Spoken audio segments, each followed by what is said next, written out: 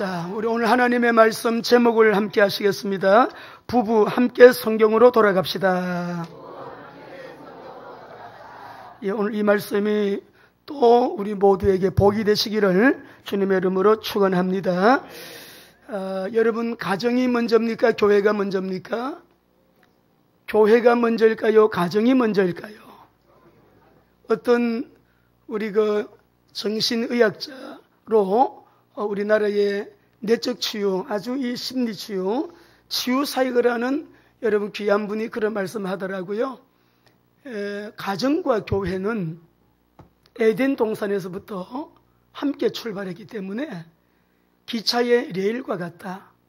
기차가 한쪽 철로만 놓여 있다면 달리지 못하고 양쪽 철로가 있어야 함께 있어야 여러분 기차가 이렇게 달릴 수 있듯이 교회와 가정은 평행선 같은 여러분 위치에 있다고 했어요.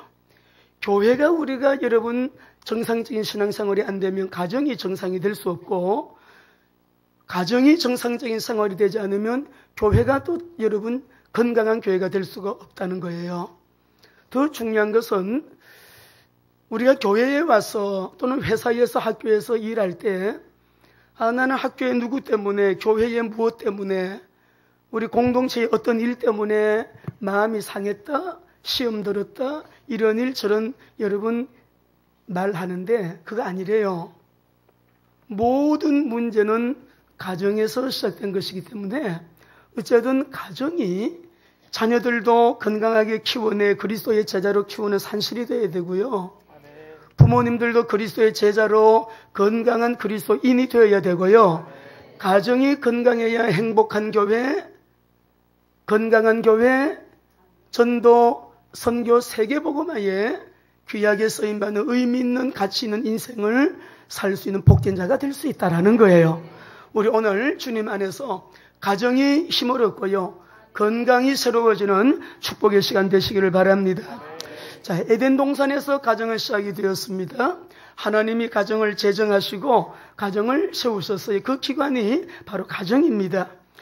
근데 우리 하나님께서 에덴 동산에 세우신 그 가정의 원형이 지금 여러분 존재할 수 있나요? 존재하는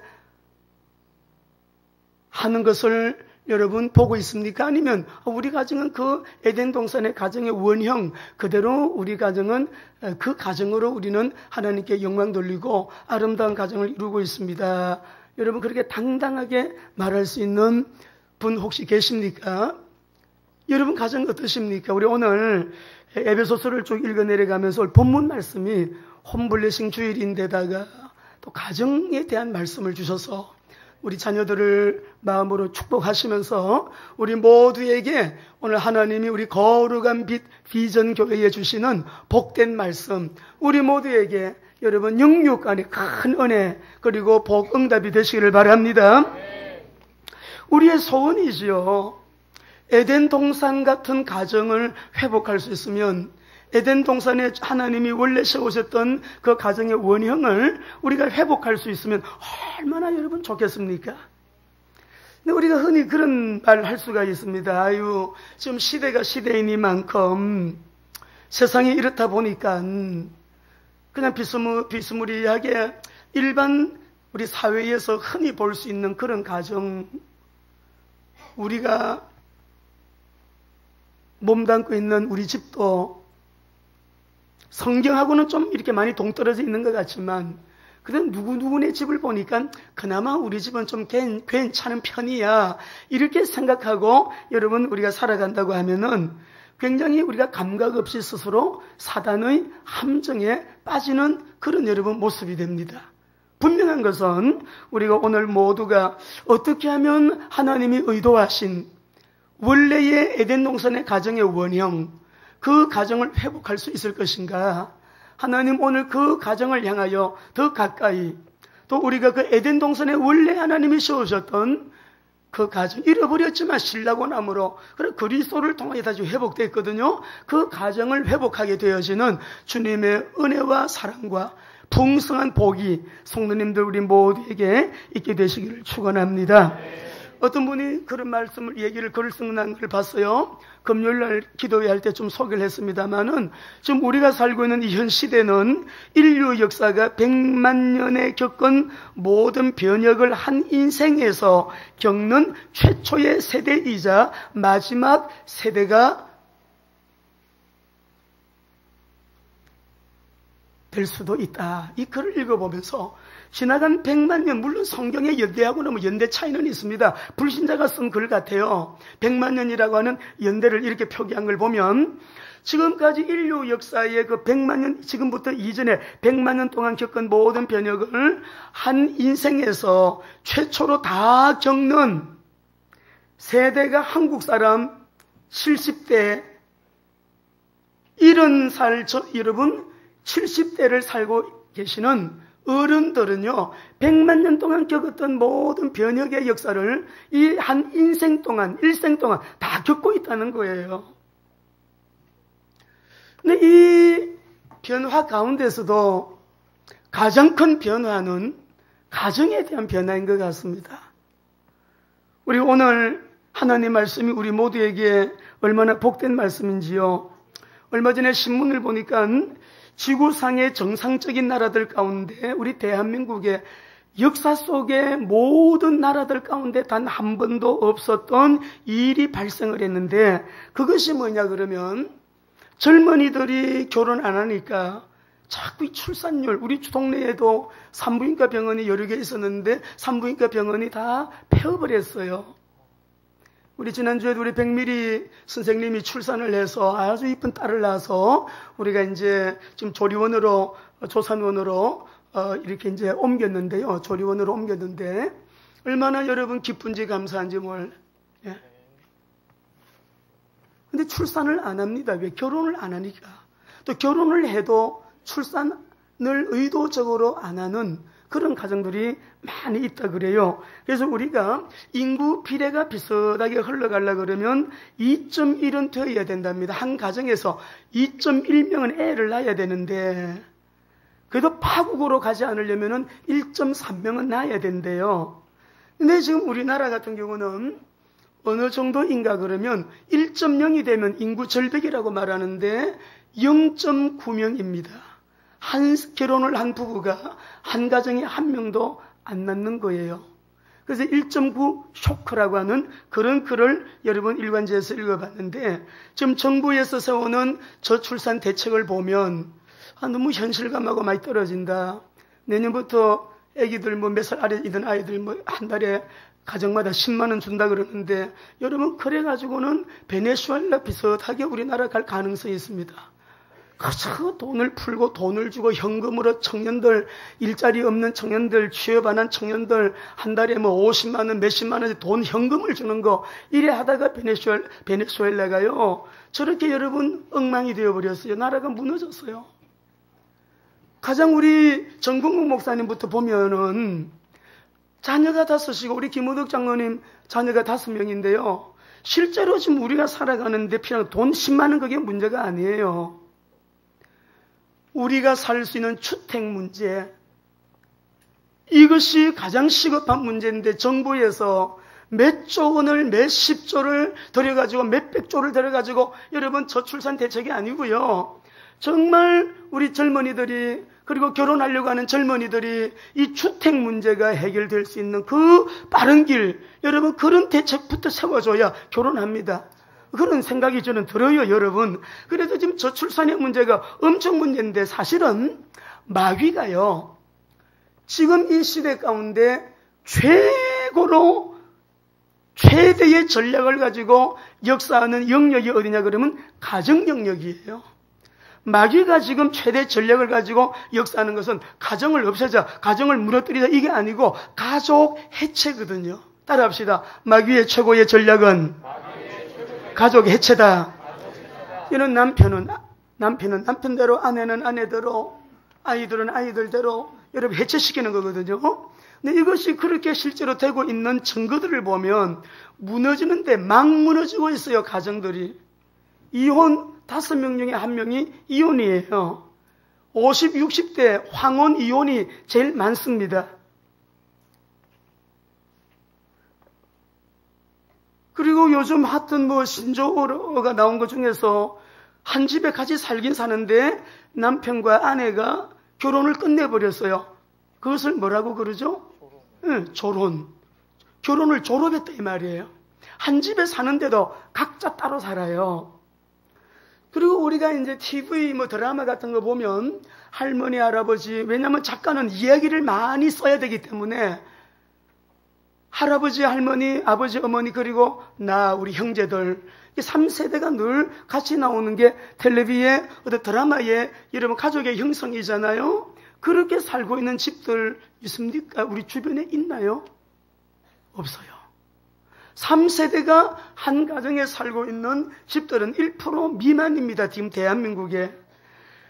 그리고 싱글 세대가 자꾸 늘어나는데 1985년도는 6.5%, 작년에는 28.6%, 앞으로 8년 후쯤 되게 되면은 35%.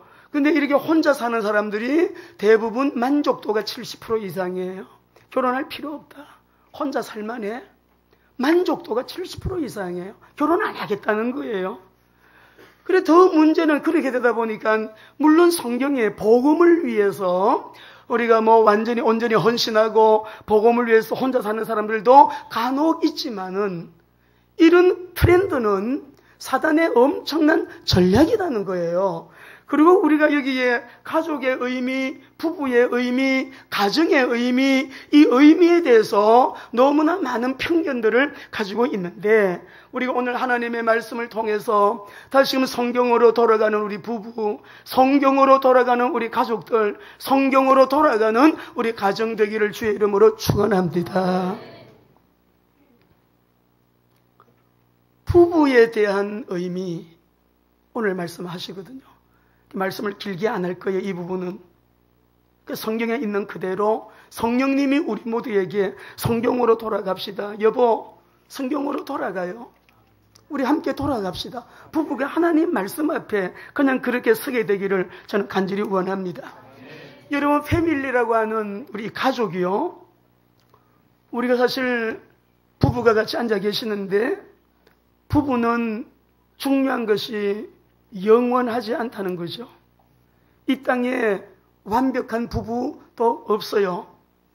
목표를 저도 지금 오랜 시간 하면서 보면 가정마다 완벽한 부부 한 가정도 없습니다. 그런데요, 우리가 분명한 건 앞으로 100년 이내에 아무리 사랑하는 부부이지만 우리는 이별하게 되어 있습니다. 다 사별하게 됩니다.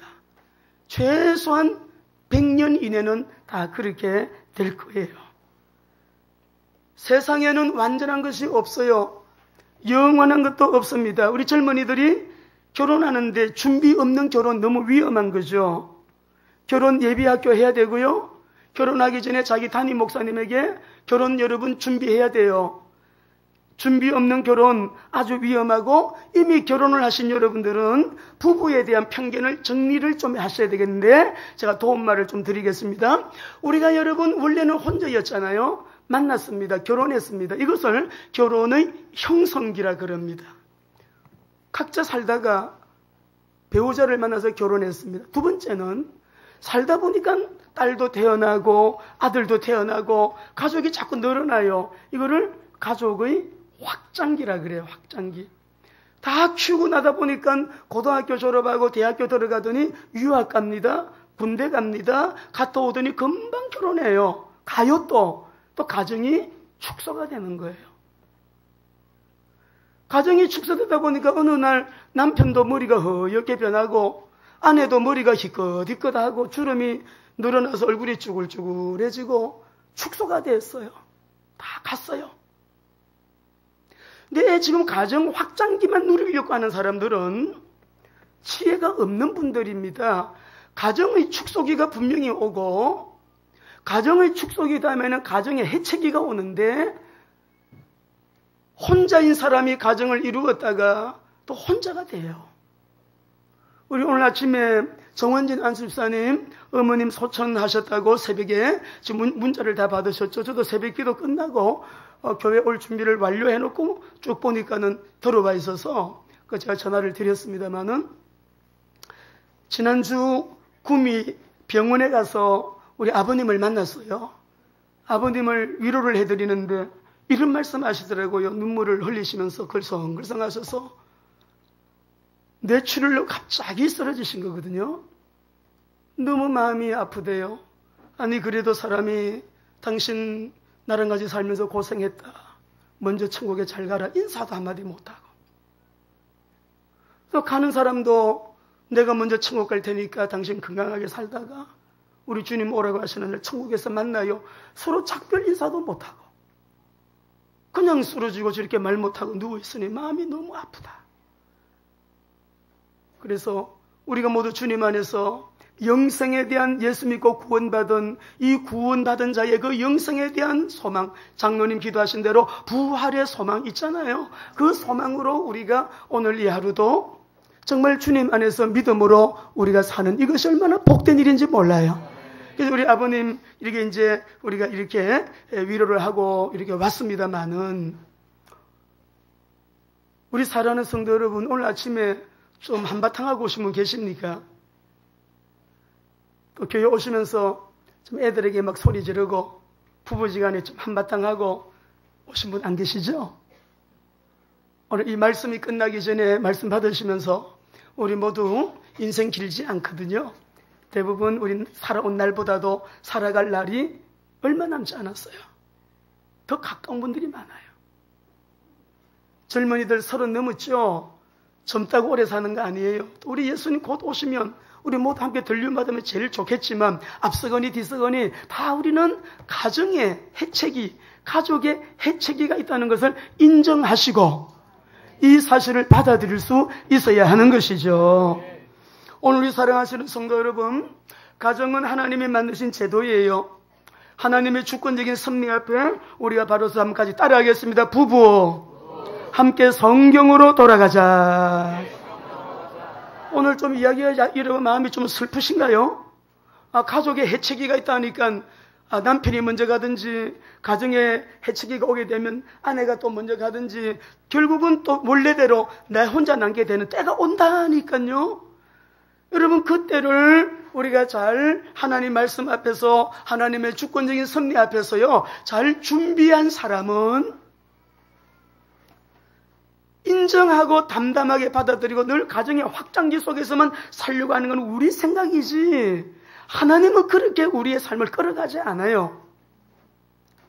그렇구나. 해치기가 오는구나. 그 이전에 내 자녀들을 더 사랑해야지. 70억, 76억이 있으면 뭐해? 내 아내는 내 이 한 사람뿐인데 내 남편은 이 남자 한 사람뿐인데 75억이 76억이 있으면 뭐해요? 예? 조용필 씨가 노래할 때 지구에 반은 여자, 지구에 반은 남자 그런 노래 가수 있었잖아요. 남자가 그래 많아도 내 남편은 한 사람이잖아요. 그래 많아도 내 아내는 한 사람이라고요. 여자와 남자가 부부되게 하지. 요즘 남자와 남자가 부부되고 여자가 여자가 부부되고 이거는 창조 원리에 역행하는 하나님은 엄청난 죄, 악이라고 말씀하신 그런 부부 말고 자기들이 말하는 억지로 여러분 인위적인 그거 말고요. 정말 한 남자와 여자가 아름답게 결혼해서 가정을 이루고 이렇게 여러분 살다가 언젠가는 우리 청년들도 하나님 그리스도 안에서 언약 잡고 같이 방향 맞추고 함께 기도하며 하나님의 영광을 위해서 이런 복된 성경적인 아름다운 가정을 이룰 수 있도록 만남의 복 주시기를 원합니다. 여러분이 그런 마음을 가지고 오늘 말씀으로 우리 모두가 들어가 보겠습니다. 자, 우리 다시 한번 하시죠. 부부 함께 성경으로 돌아가자. 자, 우리가 먼저 22절에서 24절 읽어보시겠습니다. 같이 읽겠습니다. 시작. 아내들이여 자기 남편에게 복종하기를 주께 하듯하라. 이는 남편이 아내의 머리됨이 그리스도께서 교회의 머리됨과 같으니 그가 바로 몸의 구주시니라. 그러므로 교회가 그리스도에게 하듯 아내들도 범사에 자기 남편에게 복종할지니라. 여기에 보면 순종이라는 단어를 안 쓰고 아내들이여 자기 남편에게 복종하기를 주께 하듯하라 그렇게 하시고 범사에 자기 남편에게 복종하라. 우리 여성분들 금방 알레르기가 일어나죠. 아니 복종하라라고 하는 이 단어 자체가 거부감을 줍니다. 순종하기도 어려운데 복종하라 그랬어요. 오늘 여기 하나님 말씀 보면 아내들이여 자기 남편에게 복종하기를 누구에게 하듯이? 쉽게 하듯 하라. 그렇게 말씀을 했어요. 이 말씀을 가만히 묵상을 해보면 갈라디아서에서는 여자나 남자나 똑같다. 주인이나 종이나 똑같아요. 또 유대인이나 헬라인은 다 똑같다. 다 똑같아 놓고 여기서는 아내들이여 남편에게 복종하라 이렇게 말씀하니까 이 바울이 지금 생각이 달라졌나? 근데 이것이 차이가 있는 것이 갈라디아서는 한 48년에서 50년 이쪽 이렇게 왔다 갔다 한 10년 전에 쓴 거예요. 10년이 훨씬 지나서 61년, 2년, 3년경에 지금 에베소서를 썼는데 시간이 한참 지나고 난 다음에 바울이요 오늘 아내들이여 복종하라 이렇게 말씀하니까 우리 아내 되시는 분들 한번 잘 들어보세요. 목사님 복종도요 할만해야 하는 거지 내 남편은 그거 안 돼요.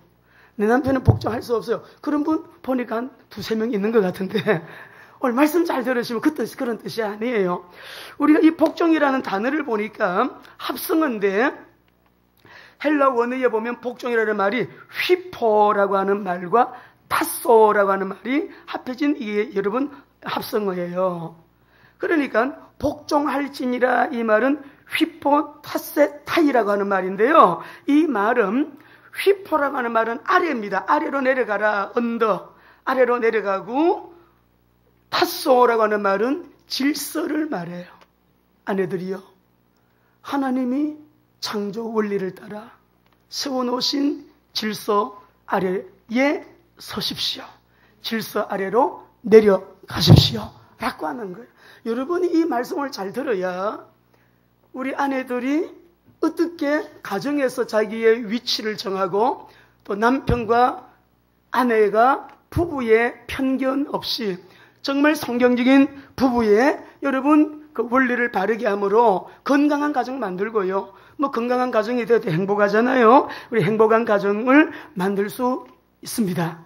오늘 여러분 정말 말씀이 우리 모두에게 성령님이 지혜 주셔서 은혜 주시기를 원합니다. 근데 이 복종이라는 말은 특별히 중요한 것은 남자하고 여자 가운데 남편과 아내의 존재 자체가 아내가 남편보다 열등하다는 뜻이 아니에요. 이 복종이라는 말의 의미는 아내가 남편보다 월등하기 때문에 아내들이요 남편에게 복종해야 돼요 그런 말이 아니고요 종속의 의미도 아니에요. 동등하다 그랬잖아요. 남편에게 종속되어 있는 아내라는 그런 말도 아니에요. 단지 우리 하나님께서 아내들이요 질서 아래서 살아가세요. 다른 말로 하게 되면 아내들이요 하나님의 질서 아래 서십시오 이 말인데 이 질서는 무슨 질서이냐? 부부를 향한 하나님의 창조의 질서가 있다 이 말이에요. 여러분 가정의 질서 우리가 어떤 단체든지 기관이든지 질서가 다 있잖아요. 교회가 질서가 없으면 문제가 막 생기고요. 아우 나 시험 들었어요. 이래서 시험 들었어요. 왜 그러냐? 질서가 무너지면요. 여러분 문제가 많이 생겨요. 가정에도 이 질서가 없어지면 가정에도 문제가 생기기 때문에 하나님이 세우신 창조 질서를 따라 서십시오. 그런데 여러분 하나님이 우리 가정을 이렇게 이루게 하시기 전에 하나님이 우리를 창조하실 때 목적이 있었거든요. 한번 읽어보시죠. 에베소서 2장 10절입니다. 에베소서 2장 10절 같이 읽습니다. 시작. 우리는 그가 만드신 바라 그리스도 예수 안에서 선한 일을 위하여 지으심을 받은 자니 이 일은 하나님이 전에 예비하사 우리로 그 가운데서 행하게 하려 하심이라. 우리는 그가 만드신 바라 그리스도 안에서 무슨 일을 위하여? 하나님의 선한 목적을 위해서 우리를 창조하셨고 하나님의 선한 목적 아래 창조된 여자와 남자가 한 가정을 이루어 이렇게 이루어진 가정은 하나님의 선하신 목적이 이루어지도록 그 목적을 위하여 선한 질서가 있어야 된다 이 말이에요. 우리 아내가 되신 분들, 앞으로도 결혼하게 될 우리 자매님들, 이거는 다시 강조합니다. 남자가 우월하거나 우세하다는 그런 의미가 아니고요. 전적으로 하나님의 질서를 말씀하신다. 성령님 우리에게 깨달음 주셔서 더 겸손하게 말씀에 순종하는 은혜가 가정마다 있게 되기를 주님의 이름으로 축원합니다. 그리고 우리 말씀을 읽어보십시다. 25절을 읽어보시겠습니다. 5장 25절입니다. 같이요, 시작. 남편들아 아내 사랑하기를 그리스도께서 교회를 사랑하시고 교회를 위하여 자신을 주심같이 하라 그러셨어요. 오늘 여기 말씀을 보면 남편의 의무와 책임이 너무 무거워요. 남편들이 성경 읽을 때, 아내에 대해서 읽을 때는 막 천천히 이게 여러분 심도 있게 묵상하면서 이렇게 읽다가 남편들아 그러면 빨리 읽지 마시고 속독으로 막 읽지 마시고요. 남편들아 이걸 더 자세히 보셔야 되는데, 우리 아내들도 마찬가지고 자녀들도 마찬가지고 가정의 아빠, 아버지, 남편 되신 분들 참 많은 기도가 필요해요.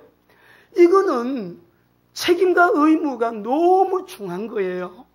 이 책임과 의무를 안다면 부인들은 그 질서를 지키게 되어 있습니다. 하나님이 그래서 남편에게 복종해라, 남편에게 순종하라, 창조의 질서를 하나님이 그래서 이렇게 말씀하셨구나 알게 되는 거죠.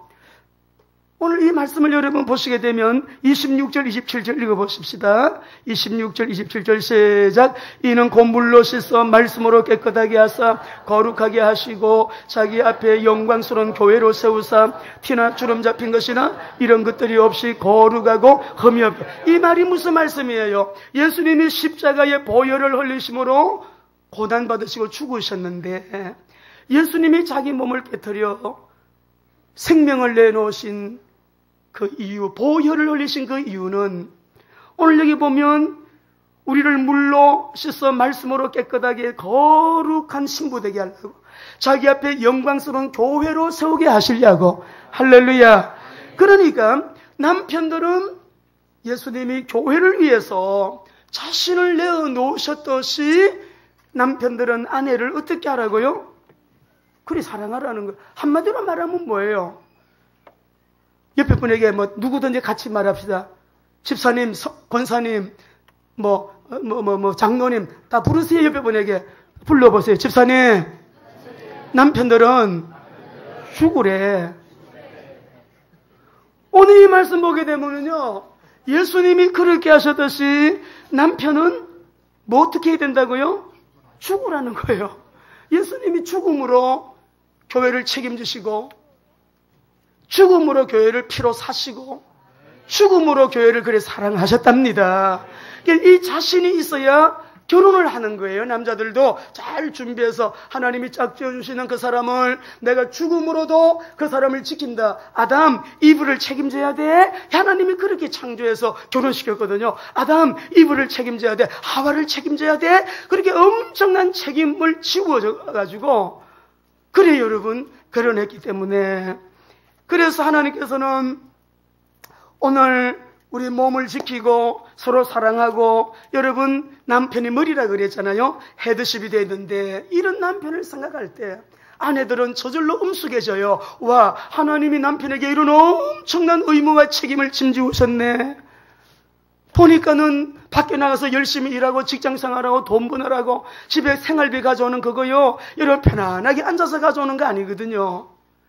남편이 측은하게 여겨주고, 와, 우리 남편이 이렇게 수고 고생하시고 이렇게 봉급 봉투를 가져왔는데 내가 아꼈어야지. 적금도 들어가지고 또 모으고 남편 양복도 하나씩 해. 그리고 여러분 신발도 다 멋쟁이로 만들어서 남편을 바깥으로 내보내고, 여러분 정말 남편에게 그냥 힘을 실어주고, 당신이 힘내요. 가족이 있잖아요. 내가 있잖아요. 당신이 힘내야 돼.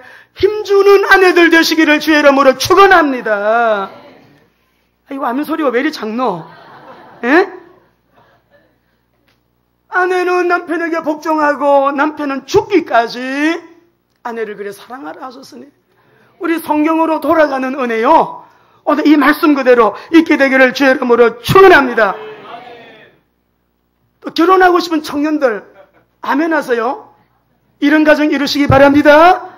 예, 이 자신이 있어야 이런 가정 이루어야 돼요. 오늘 하나님의 말씀, 하나님이 창조하신 창조의 디자인이기 때문에 여러분이 그렇게 하시고, 어떤 목사님 그러시더라고요. 살다 보니까 결혼생활 한 40년 했는데 남편들은 아내 말 들으래요.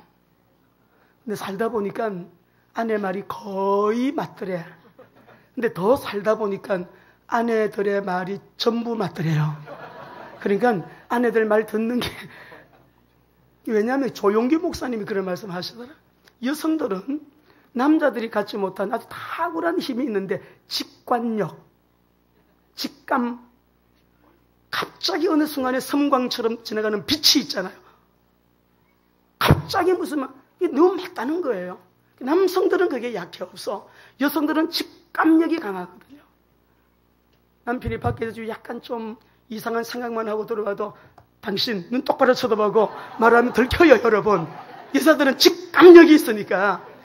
여성들은 어쨌든 남편이 힘주시고 순종하고, 남편들은 자존감 건드리지 마시고 자존심 건드리지 마시고. 여러분, 이게 남자를 뭘로 말했냐면은, 달고로 말하면 벼슬이 붉은 장딱이 있잖아요. 집에서 바가지 긁지 말고 자꾸 벼슬을 갖다가 다 그냥 막, 이게 막 그냥 막 헐뜯어가지고 이 막 꽃기하고 울긴 우는데 이 벼슬이 다 몽탕구리 벼슬이 돼갖고, 그러면 이게 장딱 구실을 못하는 거예요. 밖에 나가도 힘이 없고 안에 들어가도 힘이 없고. 힘 주세요. 헤드십이에요. 머리라 그랬어요. 예수님이 교회의 머리가 되시는 것처럼 남편은 머리래요. 온몸의 구주가 예수님이신 것처럼 우리가 이런 지혜를 가지고 살게 되면, 그래서 21절을 읽어보겠습니다. 두 사람이 다, 부부가 다 똑같이 이렇게 21절 시작. 그리스도를 경외함으로 피차 복종하. 자, 저를 따라서 하겠습니다. 그리스도를 경외함으로 피차 복종하라. 21절이 문법적으로는 20절하고 연결이 되지만은 문장의 흐름으로 봐서는 23절하고 연결하는 게 맞다. 주석학자들의 말이에요. 부부가 서로 이렇게 피차 복종하면서, 여러분 오늘 가정에 대한 말씀을 하시는데, 에베소서는 교회론이거든요. 교회의 머리는 그리스도시고 교회는 피로 값주고, 여러분 이제 교회를 사셨기 때문에 교회는 오직 우리 예수님께 이제 순종하고 복종하는 거죠.